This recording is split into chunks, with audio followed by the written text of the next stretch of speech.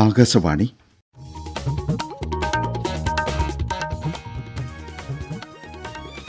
നമസ്കാരം. പ്രാദേശിക വാർത്തകൾ വായിക്കുന്നത് അനിൽ ചന്ദ്രൻ. പ്രധാന വാർത്തകൾ. ലോകം ഇന്ന് ക്രിസ്മസ് ആഘോഷിക്കുന്നു. രാഷ്ട്രപതി ദ്രൗപദി മുർമുവും ഉപരാഷ്ട്രപതി ജഗ്ദീപ് ധൻഖറും ജനങ്ങൾക്ക് ക്രിസ്മസ് ആശംസകൾ നേർന്നു. ഹൈന്ദവ അവകാശങ്ങൾക്ക് കേരളത്തിൽ വർഗീയ നിറം നൽകുകയാണെന്ന് കേന്ദ്ര സഹമന്ത്രി വി മുരളീധരൻ. തൃശൂർ പൂരം പ്രതിസന്ധിയിൽ മന്ത്രിതല ചർച്ചയിൽ അന്തിമ തീരുമാനമായില്ല. ശബരിമലയിലേക്ക് തങ്കയങ്കി രഥഘോഷയാത്ര രാവിലെ കോന്നി മുരിങ്ങമംഗലം ക്ഷേത്രത്തിൽ നിന്ന് പുനരാരംഭിക്കും. ISL ഫുട്ബോളിൽ കേരള ബ്ലാസ്റ്റേഴ്സിന് തകർപ്പൻ വിജയം. വാർത്തകൾ വിശദമായി. ലോകം ഇന്ന് ക്രിസ്മസ് ആഘോഷിക്കുന്നു. ബത്ലഹേമിലെ പുൽത്തൊഴുത്തിൽ ദൈവപുത്രൻ ഉണ്ണിയേശുവായി പിറന്നുവെന്ന ക്രൈസ്തവ വിശ്വാസമാണ് ക്രിസ്മസ് ആഘോഷങ്ങളുടെ അടിസ്ഥാനം. പാപമോചനത്തിന്റെയും സമാധാനത്തിന്റെയും സന്ദേശമാണ് തിരുപ്പിറവി പകരുന്നത്.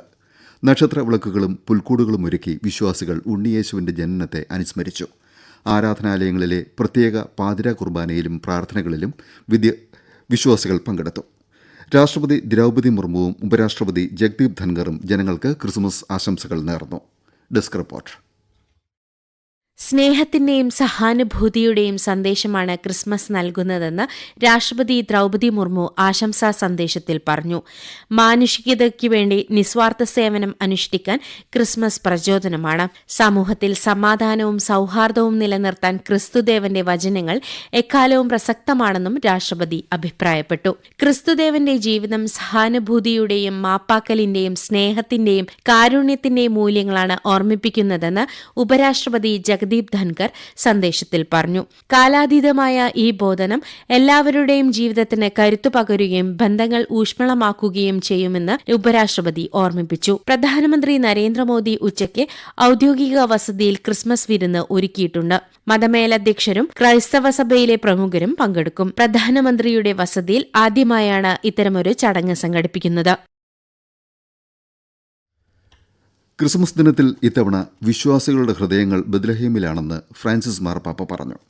വത്തിക്കാനിലെ സെന്റ് പീറ്റേഴ്സ് ബസിലിക്കയിലെ ക്രിസ്മസ് ദിന സന്ദേശത്തിലാണ് അദ്ദേഹം ഇക്കാര്യം പറഞ്ഞത്. സമാധാനത്തിന്റെ രാജകുമാരന് യുദ്ധം വീണ്ടും പാർപ്പിടം നിഷേധിക്കുകയാണെന്നും ക്രിസ്തു അനീതിയെ നേരിട്ടത് ശക്തി കൊണ്ടല്ല മറിച്ച് സ്നേഹം കൊണ്ടാണെന്നും മാർപ്പാപ്പ പറഞ്ഞു. യുദ്ധത്തിലെ ഇരകൾക്കായി അദ്ദേഹം പ്രത്യേക പ്രാർത്ഥനയും നടത്തി. തിരുപ്പിറവിയോടനുബന്ധിച്ച് കൊച്ചിയിലെ വിവിധ ക്രൈസ്തവ ദേവാലയങ്ങളിൽ പാതിര കുർബാന നടന്നു. സിറോ മലബാർ സഭയുടെ ആസ്ഥാനമായ മൌണ്ട് സെന്റ് തോമസിൽ സഭാ അഡ്മിനിസ്ട്രേറ്റർ ബിഷപ്പ് സെബാസ്റ്റ്യൻ വാണിയപ്പുരയ്ക്കൽ വിശുദ്ധ കുർബാന അർപ്പിച്ചു.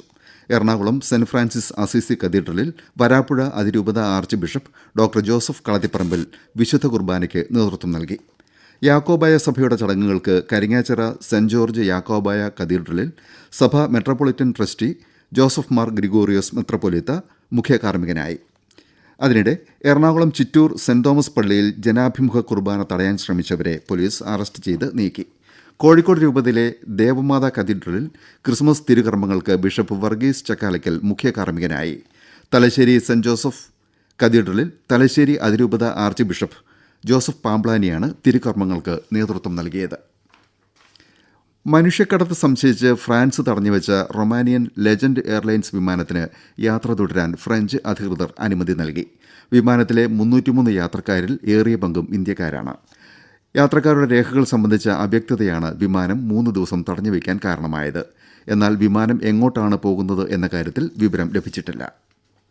ഹൈന്ദവ അവകാശങ്ങൾക്ക് കേരളത്തിൽ വർഗീയ നിറം നൽകുകയാണെന്ന് കേന്ദ്ര സഹമന്ത്രി വി മുരളീധരൻ വിലയിരുത്തി. സ്വത്വവും പാരമ്പര്യവും തിരികെ പിടിക്കാൻ സനാതന ധർമ്മികളെപ്പോലെ പോരാട്ടം നടത്തേണ്ടി വന്ന മറ്റൊരു ജനതയും ഉണ്ടാവില്ലെന്ന് അദ്ദേഹം പറഞ്ഞു. തിരുവനന്തപുരം കുന്നംമഠത്തിൽ നട ദേവീക്ഷേത്രത്തിൽ ഭാഗവത സപ്താഹയജ്ഞം ഉദ്ഘാടനം ചെയ്യുകയായിരുന്നു കേന്ദ്ര സഹമന്ത്രി. ഭരണാധികാരികൾ പോലും നുണ പറയുന്ന കാലത്ത് സഹാനുഭൂതിയും സ്നേഹവും പകരാൻ ഭാഗവത സപ്താഹം പോലെ യജ്ഞങ്ങൾക്ക് സാധിക്കുമെന്ന് മുരളീധരൻ അഭിപ്രായപ്പെട്ടു. പണ്ഡിറ്റ് മദൻ മോഹൻ മാളവീയയുടെ സമാഹൃത കൃതികൾ പ്രധാനമന്ത്രി നരേന്ദ്രമോദി ഇന്ന് ന്യൂഡൽഹിയിൽ പ്രകാശനം ചെയ്യും. മദൻ മോഹൻ മാളവീയയുടെ 162ാം ജന്മവാർഷികത്തോടനുബന്ധിച്ചാണ് പരിപാടി സംഘടിപ്പിച്ചിരിക്കുന്നത്. പ്രാദേശിക വാർത്തകളാണ് കേൾക്കുന്നത്. തൃശൂർ പൂരം പ്രതിസന്ധി സംബന്ധിച്ച് മന്ത്രിമാരായ കെ രാധാകൃഷ്ണന്റെയും കെ രാജന്റെയും നേതൃത്വത്തിൽ തൃശൂരിൽ നടത്തിയ ചർച്ചയിൽ അന്തിമ തീരുമാനമായില്ല. പൂരം പ്രദർശനത്തിന്റെ തറവാടക പ്രശ്നത്തിൽ തിരുവമ്പാടി പാറമേക്കാവ് ദേവസ്വങ്ങളുടെ ആവശ്യം യോഗത്തിൽ മന്ത്രിമാർ കേട്ടു. ഗവൺമെന്റ് തലത്തിൽ കൂടിയാലോചനയ്ക്ക് ശേഷം തീരുമാനം ജനുവരി 4-ന് കോടതിയിൽ അറിയിക്കുമെന്ന് മന്ത്രിമാർ പറഞ്ഞു. ഏത് സാഹചര്യത്തിലും പൂരം പ്രൗഢിയോടെ തന്നെ നടത്തുമെന്ന് അവർ വ്യക്തമാക്കി. പുതുവത്സരാഘോഷങ്ങൾക്ക് തുടക്കമിട്ട് സംസ്ഥാന വിനോദസഞ്ചാര വകുപ്പ് തിരുവനന്തപുരത്ത് സംഘടിപ്പിക്കുന്ന വസന്തോത്സവത്തിന് തുടക്കമായി. ജനുവരി 2 വരെ നീളുന്ന വസന്തോത്സവം മന്ത്രി PA മുഹമ്മദ് റിയാസ് ഉദ്ഘാടനം ചെയ്തു. കനകക്കുന്ന് കൊട്ടാരവളപ്പിനെ അലങ്കരിക്കുന്ന തരത്തിലാണ് പുഷ്പമേള ഒരുക്കിയിരിക്കുന്നത്. സംസ്ഥാനത്തെ ആദ്യ ക്യൂറേറ്റഡ് ഫ്ലവർ ഷോ കൂടിയാണിത്. പുഷ്പമേളയ്ക്ക് പുറമെ ദീപാലങ്കാരവും ഭക്ഷ്യമേളയും പെറ്റ്സ് പാർക്കും ട്രേഡ് ഫെയറും വസന്തോത്സവത്തിൽ ഒരുക്കിയിട്ടുണ്ട്. തിരുവനന്തപുരത്തിന് പുറമെ മറ്റന്നാൾ കോഴിക്കോട്ടും 30-ന് കൊച്ചിയിലും പുതുവത്സരത്തെ വരവേൽക്കുന്ന പരിപാടികൾ സംഘടിപ്പിക്കുമെന്ന് മന്ത്രി മുഹമ്മദ് റിയാസ് അറിയിച്ചു. സംസ്ഥാന ഗവൺമെന്റിന്റെ ഭിന്നശേഷി സംസ്ഥാനതല അവാർഡുകൾ നാളെ കോഴിക്കോട് ജെൻഡർ പാർക്കിൽ മന്ത്രി ഡോക്ടർ ആർ ബിന്ദു സമ്മാനിക്കും. ഉണർവ് 2023 എന്ന പേരിൽ സംഘടിപ്പിക്കുന്ന ചടങ്ങിൽ മികച്ച സേവനം അനുഷ്ഠിക്കുന്ന ഗവൺമെന്റ്, പൊതുമേഖലാ, സ്വകാര്യ സ്ഥാപനങ്ങളിലെ ഭിന്നശേഷിക്കാരായ ജീവനക്കാർക്കും ഭിന്നശേഷിക്കാർക്ക് കൂടുതൽ തൊഴിൽ നൽകുന്ന സ്ഥാപനങ്ങൾക്കും ഭിന്നശേഷി സംഘടനകൾക്കുമാണ് പുരസ്കാരം നൽകുന്നത്. സംസ്ഥാന ഭിന്നശേഷി commissioner SH Panchabakesan, MK Raghavan MP എന്നിവരടക്കം പ്രമുഖർ പരിപാടിയിൽ പങ്കെടുക്കും. നിയുക്ത മന്ത്രി KB ഗണേഷ് കുമാർ NSS ആസ്ഥാനത്തെത്തി ജനറൽ സെക്രട്ടറി G സുകുമാരൻ നായരുമായി കൂടിക്കാഴ്ച നടത്തി. മന്നം സമാധിയിൽ ഗണേഷ് കുമാറും സുകുമാരൻ നായരും ഒരുമിച്ച് പ്രാർത്ഥന നടത്തി. ഗണേഷിന് മന്ത്രിസ്ഥാനം ലഭിച്ചതിൽ സന്തോഷമുണ്ടെന്ന് സുകുമാരൻ നായർ പ്രതികരിച്ചു. 2036 ഒളിമ്പിക്സ് അഹമ്മദാബാദിലെ നരേന്ദ്രമോദി ക്രിക്കറ്റ് സ്റ്റേഡിയത്തിന് സമീപം സർദാർ പട്ടേൽ സമുച്ചയത്തിൽ നടത്താനാകുമെന്ന് ആഭ്യന്തരമന്ത്രി അമിത്ഷാ പ്രത്യാശ പ്രകടിപ്പിച്ചു.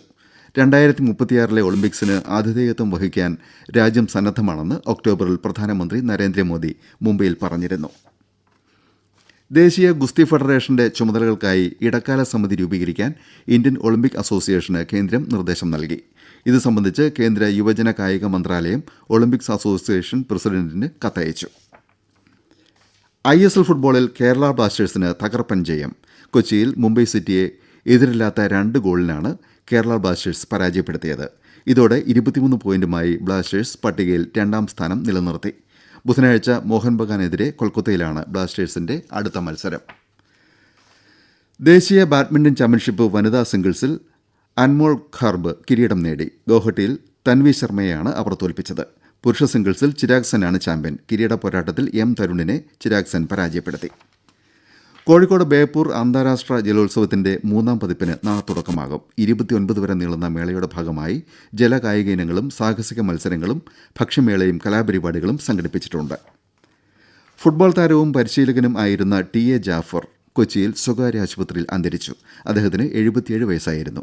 1973 ആദ്യമായി സന്തോഷ് ട്രോഫി നേടിയ കേരള ടീമിന്റെ വൈസ് ക്യാപ്റ്റൻ ആയിരുന്നു ജാഫർ. 92 കോയമ്പത്തൂരിലും 93 കൊച്ചിയിലും സന്തോഷ് ട്രോഫി നേടിയ കേരള ടീമിന്റെ പരിശീലകനും ആയിരുന്നു ജാഫർ. ശബരിമലയിലേക്ക് തങ്കയങ്കി രഥഘോഷയാത്ര രാവിലെ കോന്നി മുരിങ്ങമംഗലം ക്ഷേത്രത്തിൽ നിന്ന് പുനരാരംഭിക്കും. ഇന്ന് രാത്രി റാന്നി പെരുന്നാട് ധർമ്മശാസ്ത്ര ക്ഷേത്രത്തിൽ യാത്രാസംഘം വിശ്രമിക്കും.